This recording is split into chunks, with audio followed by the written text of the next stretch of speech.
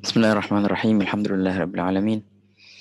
Wassalatu wassalamu ala sayyidil mursalin sayyidina Muhammadin wa ala alihi wa sahbihi ajma'in. Subhanaka la ilma lana illa ma 'allamtana innaka antal alimul hakim.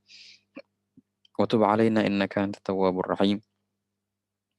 Allahumma ya fattah ya alim ya fattah ya alim ya fattah ya alim iftah 'alaina fathan qariba ya arhamar rahimin. Allahumma la sahla illa ma ja'altahu sahla wa anta taj'alul hazana idza syi'ta sahla. اللهم سهل لنا حفظ العلوم وهب لنا واسعة الفهوم بجاه نبيك المعصوم صلى الله عليه وسلم. اللهم إنا نسألك العلم اللدني والمشرب الصافي الهني وهب يا غني، ونعوذ بك اللهم من علم لا ينفع وقلب لا يخشع وعمل لا يرفع وعين لا تدمع ونفس لا تشبع ودعوة لا يستجاب لها برحمتك يا أرحم الراحمين يا أرحم الراحمين يا أرحم الراحمين. نوينا التعلم والتعليم والتذكر والتذكير والنفع والانتفاع والإفادة والاستفادة والحث على التمسك بكتاب الله وسنة رسول الله والدعاء إلى الهدى والدلالة على الخير ابتغاء وجه الله ومرضاته وقربه وثوابه سبحانه وتعالى. نوينا ما نوى به أسلافنا الصالحون، نوينا ما أحاط به علم الله تعالى من حسن النيات. Alhamdulillah, bersama kembali kita dalam kajian kitab Jawharat At-Tauhid fi Ilmi At-Tauhid Al-Imam Ibrahim Al-Laghani Al-Maliki rahimahullahu taala, dan ini adalah lesson ke-21 daripada pembahasan kitab Jawharat At-Tauhid. Oke, seperti biasa ya ikhwan, ini sedikit kita merajaah apa yang kita ambil di daras yang lalu ya. Naam. وبالضبط نحن في الدرس 21 الآن. نحن في الدرس 21 من دروس جوهر التوحيد. طبعا كما العادة أنه نبدأ أولا بمراجعة الدرس الماضي.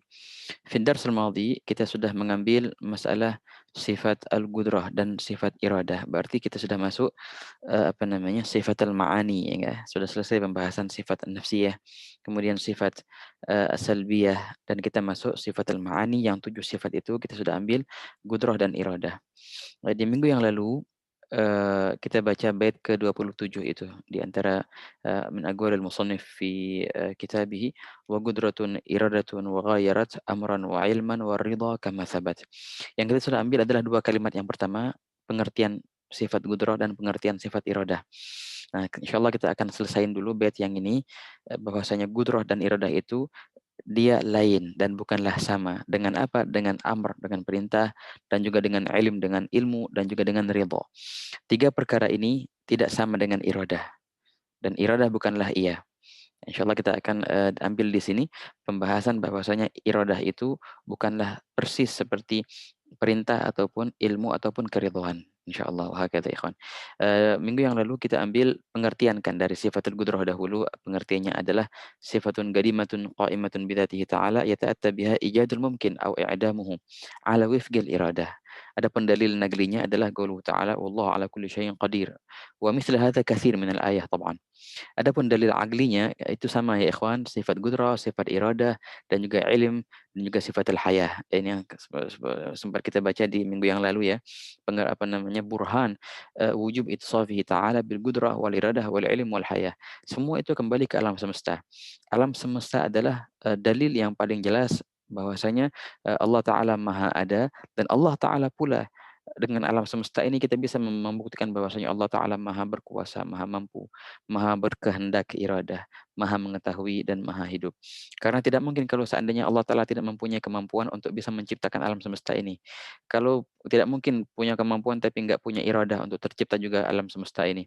Qudrah, iradah, ilm itu adalah perkara yang asasiat untuk bisa terwujudnya alam semesta ini, yang mana itu semua perlu ke hayah, sifat kehidupan bagi Allah Subhanahu wa taala. Tidak mungkin zat yang mati untuk menciptakan. Tidak mungkin zat yang tidak tahu untuk menciptakan, dan juga tidak mungkin zat yang tidak punya iradah ataupun tidak punya qudrah untuk bisa menciptakan. Fahakadha. Fakullu hadhihi sifat al-arba'ah kembali ke wujud hadzal alam fi burhan isbat hadhihi sifat al-arba'ah. Wa hakadha adapun sifat iradah pengertiannya adalah sifatun qadimatun qaimatun bidzatihi ta'ala yukhassis bihal mumkin bi ba'dhi ma yajuzu alaih. Kita bahas di minggu yang lalu, pengertian dari takhsis itu apa, kemudian takhsisul mumkin, wa hakadha, apa namanya, mentakhsiskan, mengkhususkan atau memilih, eee, untuk perkara yang mungkin, dengan apa yang dipilih untuknya, bi ba'dhi ma yajuzu alaih, dengan beberapa, dengan sebagian perkara yang diperbolehkan atasnya. Tidak mungkin untuk semuanya karena akan berlawanan, jam'un naqid wa hadza mustahil. Fahakadha liajli hadza طبعًا هنا في العبارة يقول ببعض, dengan sebagian, ma, apa-apa yang yajuzu alaih, wa hakadha. Adapun dalil naglinya huwa qauluhu ta'ala fa'alun lima yurid wa ghairu hadza katsir aidan. طبعًا kita bahas yang minggu yang lalu juga al-mumkinat, al-mumkinatul mutaqabilatu wujuduna wal adamu as-sifatu azminatun amkinatun jihatu kadzal magadiru rawas sugatu. Jadi takhsus itu ia memilih daripada apa namanya, tiap-tiap yang 6 ini. Ya, titik yang 6 ini dipilih salah satunya, daripada wujud wal adam dipilih satu, kemudian daripada sifat dipilih sifat-sifat yang tidak bertentangan taban, azminah di antara zamannya dipilih satu juga, amkinah juga di antara tempatnya dipilih satu, di antara jihad dan juga di antara magadirnya dipilih tiap-tiap unsur daripada 6 ini. Wa hakadha hadza huwa takhsis, itulah artinya pentakhsisan, pengkhususan. Nah, ini sekarang kita akan bahas di sini masalah taghayyur, berbeda, ya kan, ghair, tidaklah sama antara apa, antara iradah dengan amr, perintah. Pembahasannya begini ya ikhwan, sebelum kita masuk, kita akan bahas apa namanya, iradah itu adalah kemauan Allah Subhanahu wa taala. Allah taala berkehendak, Allah taala mengkehendaki untuk terciptanya Zaid, ya. Allah taala mengkehendaki untuk Zaid itu ditakdirkan dia untuk menjadi orang Islam contohnya, itu dengan kehendak Allah Subhanahu wa taala. Allah taala takdirkan, bahwasanya Zaid itu dia apa namanya, meninggal dalam keadaan Islam contohnya. Atau sebaliknya Allah Ta'ala takdirkan Z itu dalam keadaan kafir. Allah Ta'ala takdirkan Z itu bermaksiat. Wah, itu semua takdir, itu semua iradah. Takhsis itu dari Allah Subhanahu wa taala. Oke. Apakah berarti ketika Allah Ta'ala beriradah berarti Allah Ta'ala menyuruh? Ini pertanyaannya. Nah, Allah Ta'ala berkehendak bahwasanya Z untuk melakukan perkara sesuatu, untuk, dikhususkan baginya, beberapa perkara. Apakah itu berarti Allah Ta'ala menyuruhnya? Oh, jelas sekali ya ikhwan, jawabannya ya tidak. Enggak semua perkara yang Allah Ta'ala iradahkan itu berarti adalah suruhan dari Allah Subhanahu wa taala. Banyak sekali Allah Ta'ala takdirkan kepada manusia perkara yang Allah Ta'ala tidak suruh mereka, tidak perintahkan mereka untuk melakukan itu. Bukan berarti Allah Ta'ala memerintahkan, berarti Allah Ta'ala apa namanya, berkehendak perihal itu terwujud. Kadang-kadang tidak.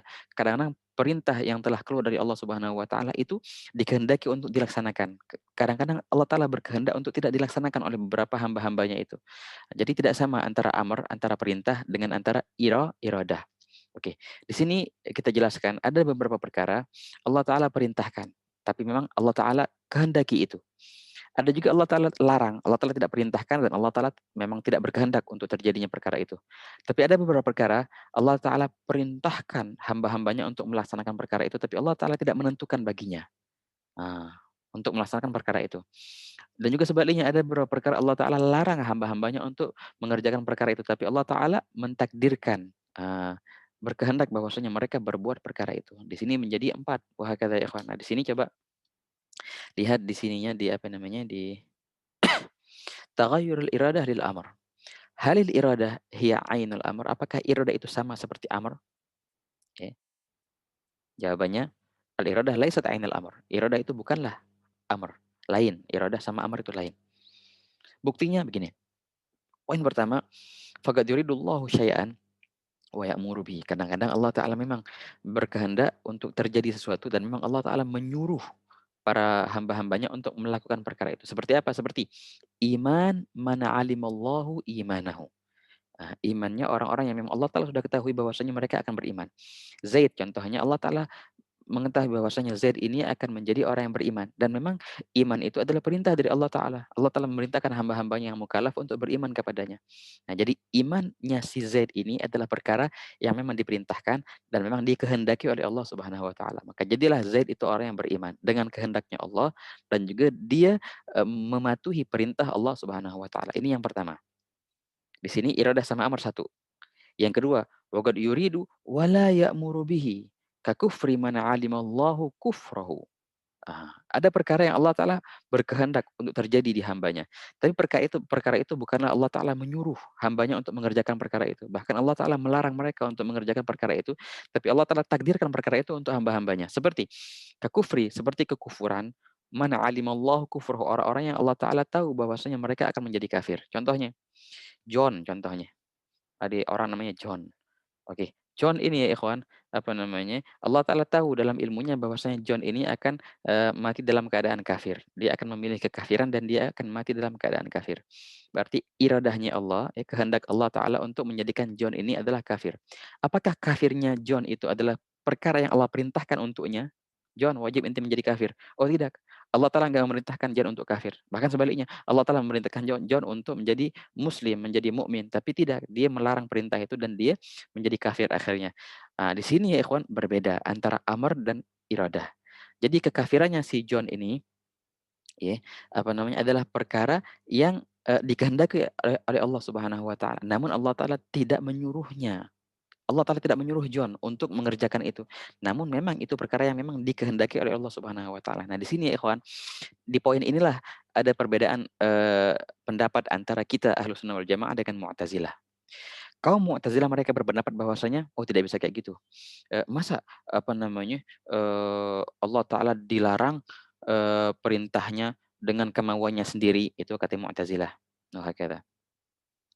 Makanya di kalangan Mu'tazilah mereka berpendapat bahwasanya yang nomor kayak dua kayak gini, apa namanya, kufri mana alimallahu kufrahu, mereka berpendapat bahwasanya John itu sendiri yang membuat kekafiran. Wahakata, dan bukan itu kehendak dari Allah Subhanahu wa taala. Nah, makanya dia masuk neraka, ya. Karena apa? Karena dia melanggar perintah Allah Ta'ala. Nah, jadi kekafirannya si John itu adalah suatu langgaran eh, kepada perintah Allah dan itu bukan dengan kemauan Allah, tapi dengan kemauannya si John itu sendiri. Ini kata siapa? Kata orang-orang yang Mu'tazilah.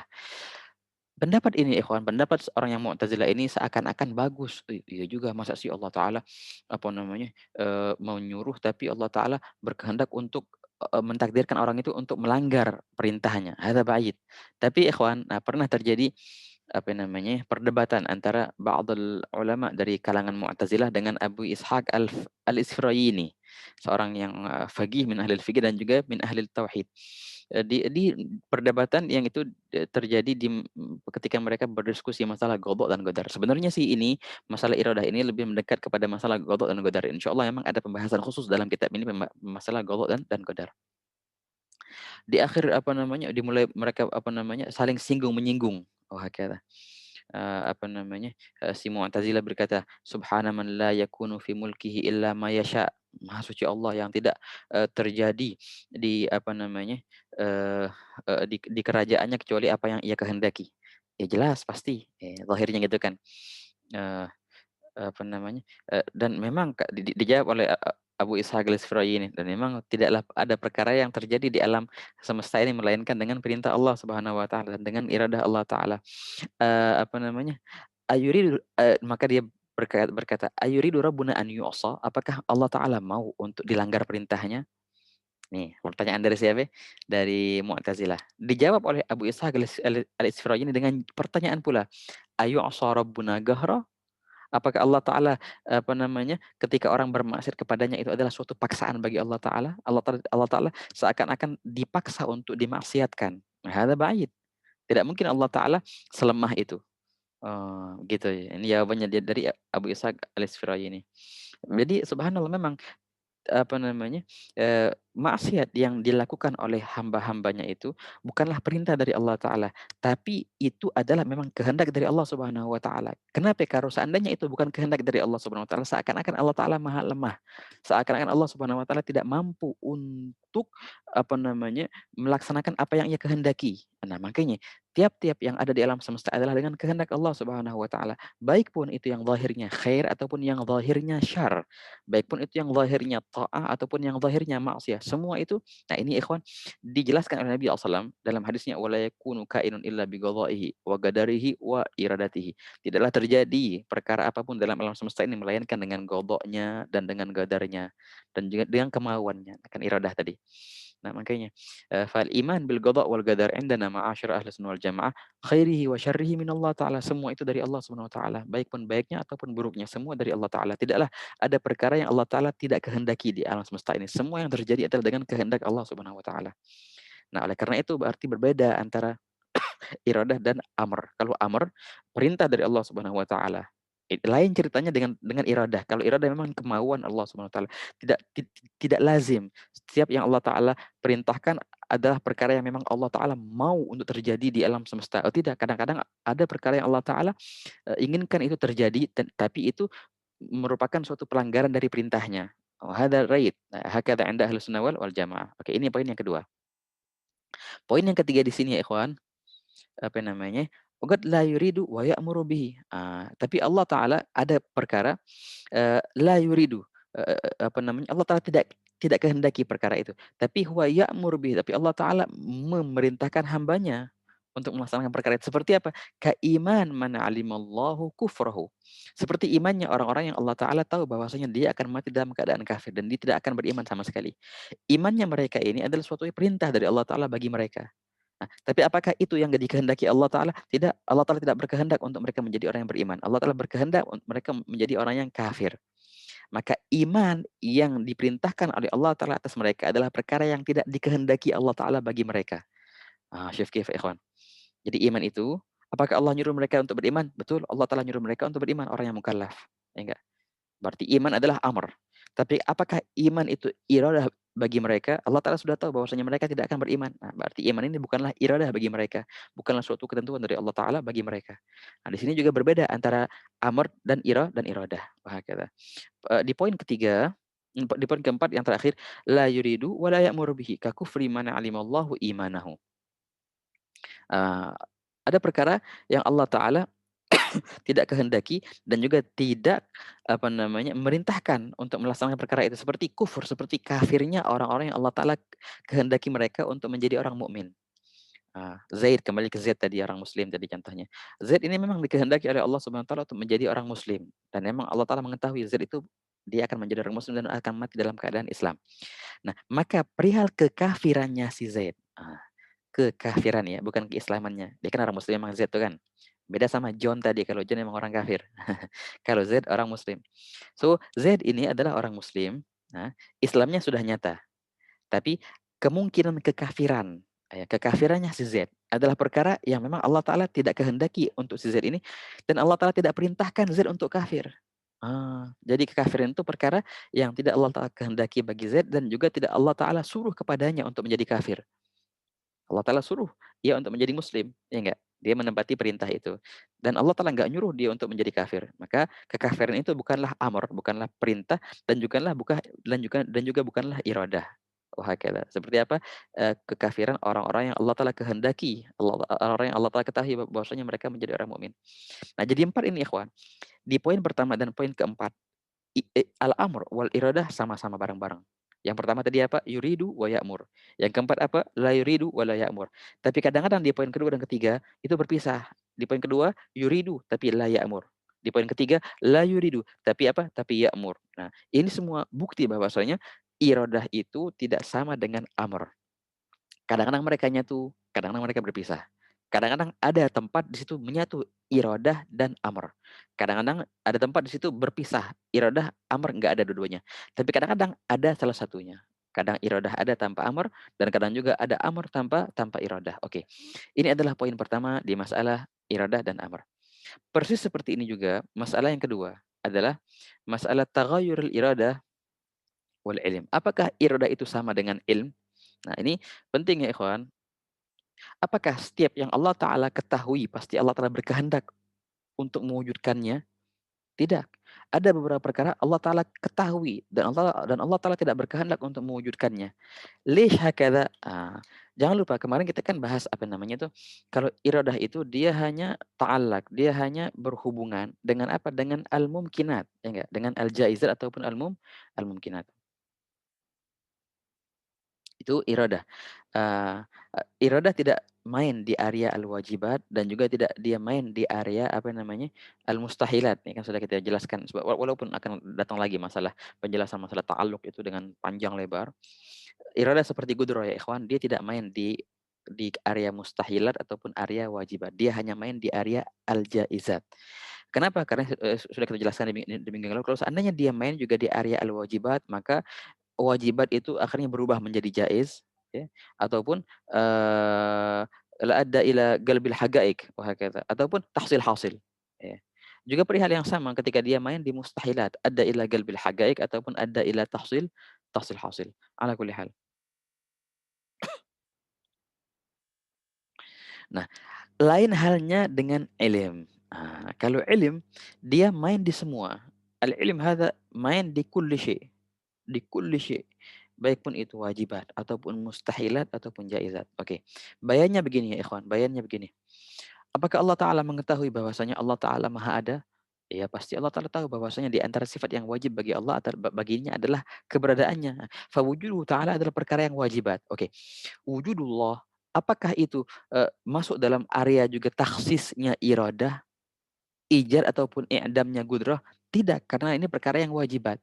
Ya enggak? Perihal yang sama perkara yang mustahilat, jam'un naqid, jam'ud diddain. Jam'ud diddain menggabungkan antara dua perkara yang tidak mungkin bergabung, berlawanan. Seperti panjang dan pendek di waktu yang sama, di tempat yang sama. Apa namanya? Gerak dan diam di waktu dan di tempat yang sama. Itu suatu namanya jam'un naqid. Perkara ini tidak mungkin bersatu sama sekali. Itu perkara yang mustahil aqlan. Ini masuk dalam kategori ilmu. Allah Ta'ala mengetahui perkara itu. Tapi itu tidak masuk dalam kategori iradah. Iradah tidak main di perkara mustahilat. Karena kalau seandainya iradah main di perkara mustahilat, maka akan menjadi apa? Akan menjadi tahsil hasil. Atau akan menjadi galbal hagaik. Tahsil hasil apa? Emang kalau seandainya itu mustahil, kemudian si iradah mau mentaksiskan i'damnya, memang sudah nggak ada kok tahsil hasil. Ataupun iradah mau mentaksiskan ijadnya, maka itu kalau seandainya yang bisa, berarti dia bukan mustahil, berarti namanya jaiz. Wahakala, galabul haqa'iq namanya, wahakala. Nah, oleh karena itu, perkara yang mustahilat dan perkara yang wajibat tidak masuk iradah dalam kategori itu, dalam area itu. Tapi yang namanya ilmu masuk dia dalam perkara itu. Nah, oleh karena itu ikhwan, tidaklah iradah sama dengan ilmu. Karena ada area si ilmu bisa main di situ, tapi iradah nggak bisa main di situ. Apa? Perkara yang wajibat dan perkara yang jaizat, wahakala. Nah, oleh karena itu, fal iradah laisat ilm. Halil iradah hiya ainul ilm? Jawabannya adalah al-iradah laysat ainul ilm. Kenapa? Li'anna al-ilm yata'allaq bi jami'il asya. Ilmu itu berhubungan dengan semua perkara, baik pun itu wajibat ataupun mustahilat ataupun jaizat. Bainamal iradah, lain halnya dengan iradah, dia hanya tata'allaq, dia hanya berhubungan dengan apa? Dengan jaizat saja. Wabitali hadza laysa dzak. Maka oleh karena itu bukanlah iradah, bukanlah ilmu itu adalah iradah dan bukan pula iradah adalah ilmu. Wahakala. Walaupun catatan penting di sini, catatan penting sekali. Tiap-tiap yang Allah Taala takhsiskan dengan iradahnya itu pasti sudah diketahui oleh Allah Subhanahu wa taala. Wahakala. Oleh karena itu di beberapa ta'rifnya iradah mereka menambahkan ala wifqil ilm. Allah Ta'ala mentaksiskan Z apa namanya dia ada. Z adanya pada tahun sekian. Z adanya di tempat ini. Semua itu perkara yang sudah diketahui oleh Allah Subhanahu wa taala. Tidak ada Allah Ta'ala mentaksiskan perkara tapi perkara itu masih belum diketahui oleh Allah Ta'ala. Hadza la yumkin. Setiap perkara yang ditaksiskan dengan iradah pasti sudah masuk dalam kategori ilmu dahulu. Wahakala. Dan semua itu gadim ya, semua itu gadim. Fa ilmuhu ta'ala gadim wa kadzalik iradatuhu gadim. Falaysa hunaka tartib طبعا. Oke. فهناك أشياء داخلة في علم الله ولا تتعلق بها إرادته مثل أمور الواجبات والمستحيلات وهكذا. Jadi lain antara iradah sama ilmu. Oke, ini yang poin kedua. Yang ketiga adalah ridha. Halil iradah hiya nafsur ridha. Apakah iradah itu persis kayak ridha? Allah Taala berkehendak berarti Allah Taala meridhoinya. Jelas sekali. Kalau seandainya iradah itu bukanlah amr, ini berarti sama juga pembahasan dengan keridhaan. Apakah setiap perkara yang Allah Ta'ala tentukan kepada makhluknya, pasti Allah Ta'ala telah meridhoinya perkara itu? Oh tidak. Seperti perkara yang tadi, seperti kekufuran. Kekufurannya orang-orang yang memang Allah Ta'ala takdirkan mereka menjadi kafir. Kekufuran itu perkara yang sudah dikehendaki oleh Allah Ta'ala. Masuk dalam kategori dalam kategori apa? Iradah. Tapi dia tidak masuk dalam kategori ridha. Wala yarda li'ibadihil kufur. Kala Ta'ala, ya enggak? So kekufuran adalah perkara yang masuk dalam kategori iradah Allah Ta'ala kepada sebagian daripada hamba-hambanya. Tapi itu tidak masuk dalam kategori keridhaan dari Allah Subhanahu wa taala. Hal iradah hiya ainur ridha? Al-jawab tab'an la, al-iradah hiya laysat ainur ridha. Faqad yuridu Allah taala syai'an wa huwa yarda bihi. Karena memang Allah Ta'ala berkehendaki perkara dan memang Allah Ta'ala meridhoinya. Seperti keimanan orang yang Allah Ta'ala ketahui bahwasanya mereka akan menjadi iman. Nah, jadi takhsis iman mereka adalah iradah. Dan memang iman itu perkara yang diridhoi oleh Allah Subhanahu wa taala. Tapi kadang-kadang waqad yuridu syai'an. Bimana Allah Ta'ala ta'allaqat bihi iradatuh. Tapi Allah Ta'ala la yarda bihi seperti kekufri man alimallahu kufrahu. Kekafirannya orang yang Allah Ta'ala mengetahui mereka akan menjadi kafir. Dan Allah Ta'ala takhsiskan kekafiran itu bagi mereka, tentukan kekafiran itu bagi mereka. Nah, jadi di sini ada iradah untuk menjadi kafir. Betul. Allah Ta'ala tentukan mereka menjadi kafir dengan iradah dari Allah Subhanahu wa taala. Tapi apakah perkara itu Allah Ta'ala ridhoi bagi mereka? Wala yarda. Jadi lain antara kehendak Allah dengan keridhoannya Allah. Jangan disamakan antara perkara ini. Kadang-kadang ada perkara yang Allah Ta'ala mengkehendakinya, tapi Allah Ta'ala tidak meridhoinya. Wah, kata seperti ini kekafiran orang yang Allah Ta'ala tentukan mereka menjadi orang kafir. Jadi kembali ke matan lagi ya ikhwan. Inilah simple bait yang kita ambil ini wa gudratun iradatun wa ghayarat amran wa ilman wa ridha kama sabat. Beliau bahas bait yang nomor 27 ini gudrah adalah sifat Allah Ta'ala, juga iradah sifat Allah Ta'ala, wa ghayarat, dan dia berbeda. Ghayarat itu adalah fi'il madhi dhamir fa'ilnya hiya kembali ke iradah. Jadi pembahasan tentang iradah ini.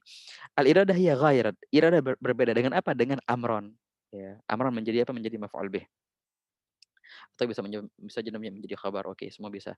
Amron wa ilman dan juga ilm dan juga ridha. Tiga perkara ini, amr dan juga ilm dan ridha, itu semua tidak sama dengan iradah. Iradah bukanlah amr, dan iradah pula bukanlah ilm, dan iradah pula bukanlah ridha. Wah, kata ditambahin sama musannif kama sabat, sebagaimana yang telah ditetapkan oleh ulama. Wah, kata ini adalah syarah bait nomor 27. Dengan ini selesai pula pembahasan kita masalah gudrah dan iradah. Alhamdulillah. Oke, sekarang kita akan berpindah ke sifat yang setelahnya. Nah, jangan lupa ya ikhwan, wahai akhwat, kita sekarang masih membahas masalah sifat sifat al-ma'ani kan, yang 7 itu kan. Kita baru ambil 2, baru masih sisa 5. 5 sifat ma'ani ini ya ikhwan, sangat simpel sekali ya. Yaitu adalah apa namanya? Ilm, masalah ilmunya Allah Subhanahu wa taala. Kedua masalah apa? Masalah sama, basar, dan kalam, dan juga masalah al-haya, kehidupan. 5 perkara. Ini sebenarnya kalau masalah dalil aklinya sudah kita bahas yang di minggu yang lalu, yang tadi juga barusan kita jelaskan dikit, apa namanya? Dalilnya gudrah, dalil aklinya iradah, dan juga dalil aklinya ilm, dan juga dalil aklinya haya, itu satu. Ya enggak? Tinggal apa sekarang? Tinggal dalil aklinya al-kalam dan as-sama' wal basar. 3 perkara ini dalil aklinya agak lain. Sebenarnya 3 sifat itu al-kalam, was-sama' wal basar. Kalau dari segi dalil aklinya, aklil bahat, akal tidak akan bisa untuk membuktikan 3 sifat itu dengan akli bahat, melainkan ada yang dengan perkara hadza min babil kamal, dia bilang. Tapi kalau dalil aklinya sendiri itu tidak sekuat dalil akli yang lain. Oleh karena itu mereka berpendapat bahwasanya 3 sifat ini, kalam dan sama' dan basar, lebih condong kepada dalil nagli. Ah, dalil nagli lah yang membuat sifat ini ada. Adapun dalil aklinya, sebenarnya akal bisa saja mentiadakan 3 sifat ini. Kenapa? Kita akan bahas. Kenapa? Karena yang namanya sama' wal basar sebenarnya sih sudah masuk dalam kategori sifatnya ilmu. Wahakata. Dengan sama' dan basar Allah Ta'ala mengetahui. Fa'ilm, kembali ke ilmu idzan. Tapi Allahumma, tapi sifat sama' wal basar warada bihil ayah. Wa kadzalik sifat al-kalam waradat bihil ayah. Oleh karena itu kita tetapkan 3 sifat itu dengan dalil nagli. Adapun dengan dalil aklinya, maka hadza yakfi anna hadza min bab sifat al-kamal. Sifat kesempurnaan. Tidak sempurna kalau seandainya zat itu tidak mendengar, tidak sempurna kalau seandainya zat itu tidak melihat, tidak sempurna pula kalau zat itu tidak mungkin untuk berbicara. Wahakala. Ala kulli hal, kita akan bahas sekarang sifat ilim. Setelah sifat gudrah iradah ini, beliau langsung membahas sifat ilmu. Taman sifat ilmu ini sangat simpel dan sangat mudah sekali. Musannif utarakan dengan satu bait nomor 28, wa ilmuhu wala yuqalu muktasab fatba' sabilal haqqi watrahir riyab. Artinya apa? Wa ilmu, di antara sifat wajibnya Allah Taala adalah sifat ilmu. Wala yuqalu muktasab, dan sifat ilmu itu tidak dikatakan bahwasanya itu adalah ilmu yang muktasab, ilmu yang dihasilkan. Maksudnya apa? Ilmunya Allah Subhanahu wa taala adalah ilmu yang lampau, yang gedim, yang tidak dihasilkan dengan daya upaya. Lain halnya dengan ilmu kita makhluk. Ilmu kita makhluk itu dihasilkan dengan daya upaya. Tidak ada orang yang dilahirkan menjadi alim. Apa yang dia lakukan? Dia belajar, dia berusaha, dia menghafal, dia mencari. Nah, dengan daya upayanya dia bisa menghasilkan ilmu pengetahuan. Namanya kasbi itu. Yang kasbi. Adapun ilmunya Allah Subhanahu wa taala, maka semua ilmu Allah taala la yuqalu muktasab. Tiada ilmunya Allah taala yang masuk dalam kategori kasbi. Semuanya ilmu Allah taala adalah ilmu yang qadim, yang lampau, yang tiada mulanya, yang dihasilkan tidak dengan daya upaya. Wahakadha. Itu artinya wala yuqalu muktasab. Nah, habis itu di sini ada tambahan fatba' sabilal haqqi watrahir riyab. Fatba' maka ikutilah sabilal haqqi, jalan yang benar, watrah dan tinggalkanlah riyab artinya keraguan. Atau ini tambahan ya, watrahir riyab. Wahakadha. Ikutilah jalan yang benar dan tinggalkanlah segala keraguan. Nah, ini adalah pembahasan masalah ilmu ya kan. Di pembahasan masalah ilmu di sini yang ma'ruf di sini adalah khilafnya kita dengan sebagian falasifah. Sebagian falasifah, sebagian mereka yang apa namanya minal mughalah, filsafat yang agak apa namanya agak agak agak kepleset gitu. Enggak semua ahli filsafat mereka kepleset ya ikhwan. Sebagian ahli filsafat bagus kok. Seperti apa namanya Imam Ghazali di antara ahli filsafat yang bagus dan menjadi rujukan filsafat yang besar. Wah kata tapi ada juga beberapa ahli filsafat yang kalau bahasa kasarnya kepleset ya. Wah kata walaupun ada sih sebagian mereka kayak gitu. Tapi ala kulli hal sebagian ahli filsafat mereka berpendapat bahwasanya Allah Ta'ala mengetahui, tapi pengetahuan Allah Ta'ala tidak mutlak, tidak absolut, tidak mutlak. Allah Ta'ala hanya mengetahui perkara yang global. Adapun perkara yang terperinci, Allah Ta'ala tidak mengetahuinya. Itu sebagian akidahnya orang-orang yang ahli filsafat. Ini akidah yang sangatlah batil, jelas sekali. Bahkan ulama kita mendapatkan orang-orang yang mengungkapkan perkara itu langsung sudah masuk dalam kategori kafir, murtad, naudzubillah min dzalik. Al-ilmu billah bitafsil dia bilang. Biljuz'iyat, al-ilm biljuz'iyat. Ulama filsafat mereka mengingkari ilmu Allah Ta'ala biljuz'iyat. Tapi garis bawahin, tidak semua ulama filsafat ya ikhwan. Sebagian ulama filsafat lurus dan bagus menjadi rujukan kita seperti Imam Ghazali dan juga seperti contohnya walaupun banyak diperdebatkan seperti Ibnu Sina dan juga Al-Farabi, Muhammad bin Muhammad Al-Farabi bin Umar Al-Farabi, seorang rujukan apa namanya dalam ilmu mantik ataupun logik yang beliau dijuluki dengan Al-Muallim Ats-Tsani. Adapun Al-Muallim maha guru yang kedua ini Muhammad Muhammad Al-Farabi. Adapun maha guru yang pertama dalam ilmu logik adalah siapa itu namanya Aristoteles. Nah, Socrates, Aristoteles itu maha guru pertama. Walaupun di kalangan kita muslimin ketika kita belajar ilmu logik, ilmu mantik itu pasti diceritain gimana ceritanya Aristoteles ketika dia apa namanya ngarang masalah logik ini. Habis itu pindah ke bahasa Arab di zaman Abbasiyah, kemudian masuklah apa namanya Ibnu Mugaffa dan juga di sini timbullah tokoh-tokoh logik muslimin di antaranya ini Syekh Al-Imam Muhammad bin Muhammad Al-Farabi yang terkenal dengan filsafatnya. Sehingga beliau dijuluki dengan Al-Muallim Ats-Tsani, maha guru kedua. Dan banyak sekali ulama-ulama filsafat yang walaupun sebagian ulama kita apa namanya, mereka memvonis bahwasanya sebagian ulama itu masuk dalam kategori ulama yang terpeleset. Tapi ya insyaallah khair lah, mungkin bisa jadi kalam hadza madsus fi kutubihim aw ghair dzalika fa nuhsinu dzan bi ulama'ina ya ikhwan. Ala kulli hal. Jadi ilmu Allah Subhanahu wa taala adalah ilmu yang absolut, yang mutlak. Allah telah mengetahui apapun. Tidak ada perkara yang tidak diketahui oleh Allah Subhanahu wa taala. Nah, makanya di sini fa'ilmuhu ta'ala yata'allaq bi jami'il asya, baik pun itu wajibat ataupun mustahilat ataupun jaizat. Adapun definisinya ya ikhwan, ketika kita mendefinisikan sifat ilmu, fal ilmu hiya sifatun qadimatun qaimatun bidzatihi ta'ala. Jangan lupa, ini sifat ini ini ibarah ini akan berulang ya di tiap-tiap sifat yang apa ya, sifatul ma'ani, sifatun qadimatun li'annaha hiya sifatul wujudiyah. Sifat wujudiyah, qadimatun bidzatihi ta'ala. Yankashifu bihal ma'lum, yang terbuka biha dengannya sifat ini ya. Apa al-ma'lum? Setiap perkara yang diketahui oleh Allah taala ala sabilil ihatah, atas apa namanya pengetahuan yang menyeluruh. Wahakata. Baik pun global ataupun terperinci juz'iyatnya min ghairi sabghi khafa. Oh, di sini ada salah typing dikit. Oke, sebentar. Oke. Ini fatal ini. Min ghairi sabghi khafa wahakata.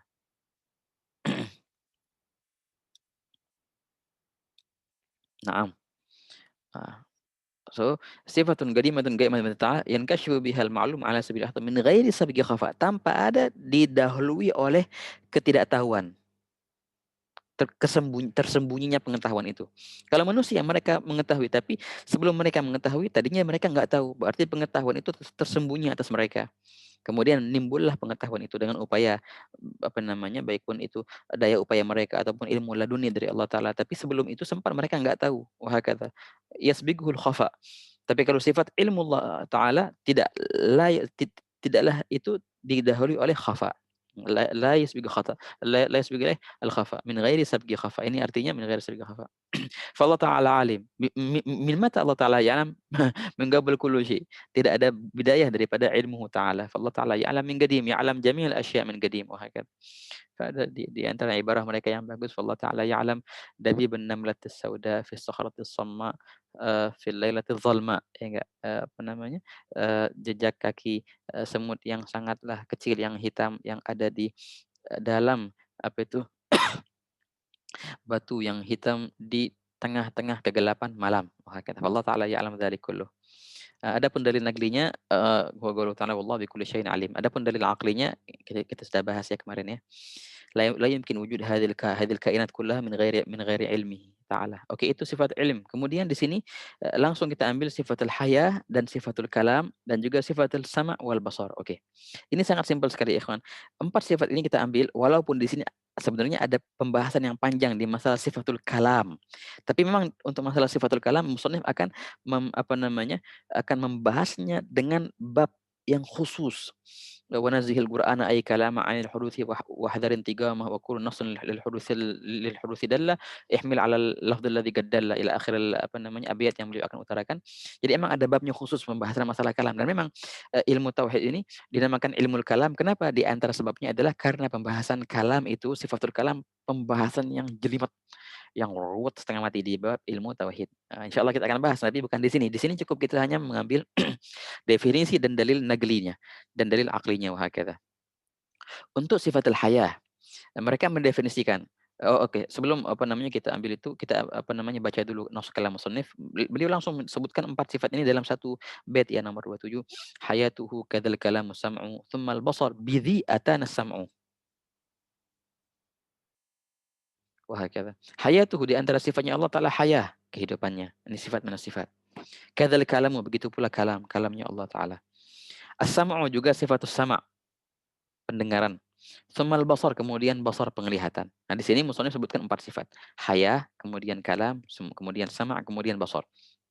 Beliau bilang, "Bizi atana sam'u." Dengan ini atana datang kepada kita as-sam'u. Arti as-sam'u di sini adalah dalil. Artinya apa? Dalil sam'i ataupun dalil dalil apa? Nagli. Ini dalam ilmu balaghah ya ikhwan. Apa namanya, kalau dalam ilmu balaghah itu musannif di sini menyebutkan 2 kalimat, as-sam'u sama as-sam'u, tapi lain maknanya. Nah, itu adalah suatu minal badi', dari apa namanya, indahnya sastra dia bilang. Bila mana ada 2 kalimat yang disebutkan dengan makna yang berbeda. Ini kan beliau sebutkan juga di apa namanya, di yang bait yang pertama sama yang kedua di kitab apa namanya, Jawhar Tauhid ini. Kalau dalam bahasa Arab namanya itu, apa namanya itu, nah, apa ya Allah namanya, nasina hata, apa dalam bahasa Arab sastra balaghah yang disebutkan 2 kalimat dengan lain arti, bukan istikhdam, satu lagi, bukannya naht, nasina hada, apa namanya, ya Allah, lahzah, kaif nasina hadi, na'am. Itu dalam bahasa طبعًا ini min bab ziyadah طبعًا, min bab ziyadah, masih mushkilah. Alhamdulillah ala silatihi tsumma salamullah ma' salatihi, seperti itu, silat ma' salat. Eee, hadza ya ikhwan, aduh kok lupa ya.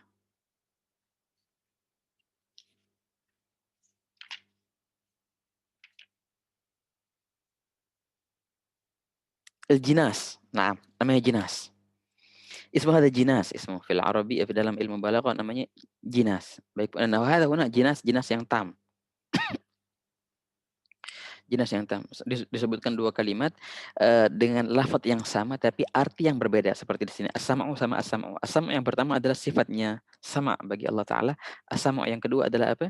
Adalah dalil sam'i. Ya, hakadha. Jinas, hadza jinas tam, hadza jamil jiddan. Ala kulli hal. Oke, di sini musannif sebutkan 4 sifat, hayah, kemudian kalam, kemudian sama, kemudian basar, 4 sifat. Nah, yang ajibnya di sini ikhwan musannif di akhir bait ini menyebutkan bizi dengan inilah, dengan sifat-sifat ini atana telah datang dalil nagli kepada kita. Nah, di sini isyarat yang sangatlah indah dari musannif, beliau mengisyaratkan adapun sifat yang basar dan sifatnya sama dan juga sifatnya kalam itu lebih memberatkan dalil nagli daripada dalil aqli. Wahakata. Kenapa demikian kita akan lihat dari definisinya dan kita akan bakal tahu kenapa kok dalil naglinya lebih diandalkan daripada dalil aklinya di 3 sifat ini ya, sifatul kalam, was-sama' wal basar. Definisi sifatul haya pertama yang beliau sebutkan al-haya. Kalau haya ini jelas sifat dalil akli sudah jelas kan ya, masuk dalam kategori dalil akli yang kemarin untuk qudrah, iradah, ilm dan haya, 4 sama dalil aklinya. Definisinya adalah sifatun qadimatun qa'imatun bidzatihi ta'ala, tusahhih lahul ittisaf bi sifatil qudrah wal ilm wa ghairihima. Apa namanya, sifat haya adalah sifat yang gaimah, yang gadimah, gaimah bidzatiha, yang mana sifat haya ini mensahkan bagi Allah Ta'ala untuk bersifat dengan sifat-sifat qudrah dan ilm dan yang lainnya. Ya jelas kalau seandainya kita sudah mengisbatkan bagi Allah Ta'ala sifatul qudrah, berarti langsung otomatis berarti itu harus hidup. Kalau seandainya kita mengisbatkan bagi Allah Ta'ala sifatul ilm, berarti harus zat itu zat yang hidup. Kalau seandainya Allah Ta'ala mempunyai sifatul qudrah, tapi tidak mempunyai sifatul haya, ini bertolak belakang. Masa dia maha mampu, maha berkehendak, tapi dia tidak mempunyai kehidupan, tapi dia mati? Ada la yumkin, laisa lahu qudrah, mayit, mayit laisa lahu qudrah. Oleh karena itu dengan otomatis ketika kita menisbatkan sifatul qudrah, langsung terisbat pula sifatul haya. Adapun dalil naglinya katsir jiddan tab'an, qala ta'ala wa tawakkal 'alal hayyil ladzi la yamut. Allahu la ilaha illa huwal hayyul qayyum. Itu di antara dalil naglinya. فالله تعالى قد أفصح في كتابه عن صفة الحياة وهكذا. Oke, ini sifatul hayah ya. Oke, sifatul kalam adalah sifatun qadimatun qaimatun bidzatihi ta'ala laysat biharfin wala saut munazzaha 'an at-taqdim wa ta'khir.